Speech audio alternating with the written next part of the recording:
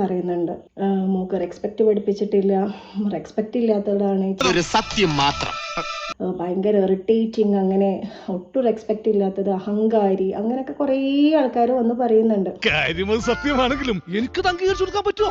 Respect എന്ന് പറയുന്ന സാധനം നമ്മൾ ചോദിച്ചിട്ട് വാങ്ങുന്നതല്ല. എന്നെ റെസ്പെക്റ്റ് ചെയ്യ്, എന്നെ റെസ്പെക്റ്റ് ചെയ്യ് എന്ന് പറഞ്ഞ് ചോദിച്ച് വാങ്ങുന്ന ഒരു സാധനമല്ല റെസ്പെക്റ്റ് എന്ന് പറയുന്നത്. കണ്ണീര് തുടച്ചിട്ട് കുറച്ചുകൂടി വിശ്വസിക്കാൻ തോന്നുന്നു. റെസ്പെക്റ്റ് എന്ന് പറയുന്ന സാധനം ഗിവ് ആൻഡ് ടേക്ക് ആണ്. നമുക്ക് കിട്ടിയാലേ നമ്മൾ തിരിച്ചു കൊടുക്കാൻ പറ്റുള്ളൂ. അല്ലെങ്കിൽ പിള്ളേച്ചൻ നുണ പറയുന്നതായിരിക്കും. കാരണം ഞാൻ 18 വയസ്സ് വരെ ഞാൻ അവളെ നോക്കി വളർത്തിയ ഒരു മോളാണ്. ഇവനെയൊക്കെ 10 മാസം ചുമന്ന് പറ്റതൊക്കെ വെറുതെയാ. എൻ്റെ മോള് മുതിർന്നവരെ ബഹുമാനിക്കുന്നതാണോ അല്ലേ എന്നുള്ളത് എനിക്കറിയാം. അമ്മച്ചി എപ്പോഴും ഇങ്ങനെ 10 മാസത്തിന് കണക്ക് പറയല്ലേ. അമ്മച്ചി ഒരു കാര്യം ചെയ്യ്, ഈ കൊട്ടലേക്ക് കയറിയിരിക്കെ, എന്നിട്ട് ഞാൻ എന്റെ അമ്മച്ചും ചുമന്നുകൊണ്ട് ഒരു 12 മാസം ഇങ്ങനെ നടക്കാം. അവള് റെസ്പെക്ട് കൊടുക്കേണ്ട സ്ഥലത്ത് അവള് റെസ്പെക്ട് കൊടുത്തിട്ട് തന്നെയാണ് ഇന്ന് ഇതുവരെ വളർന്നിട്ടുള്ളത്. സത്യമാണോ? നിങ്ങളുടെയൊക്കെ അമ്മയാണ് സത്യം. Your mother's promise. ഇനി ആരും സൂത്രം കാണിച്ചു കേട്ടാ.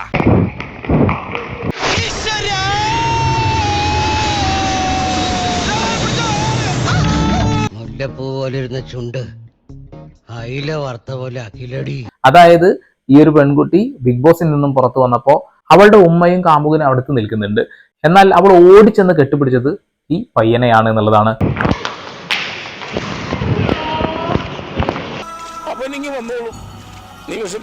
എനിക്കെന്ത് വിഷമം? എനിക്കൊരു വിഷമമില്ല. 19 വയസ്സിൽ ലോകവിവരം എല്ലാം ഉള്ള ഒരു കുട്ടിയായിട്ടാണ് എൻ്റെ മകൾ ജനിച്ചത് എന്നൊക്കെയാണ് മുപ്പത്തിയാര് പറഞ്ഞിട്ടുള്ളത്. പക്ഷെ ഈ ഉമ്മയാണ് പരിഹസിക്കപ്പെടുന്നത് എന്നുള്ളതാണ്.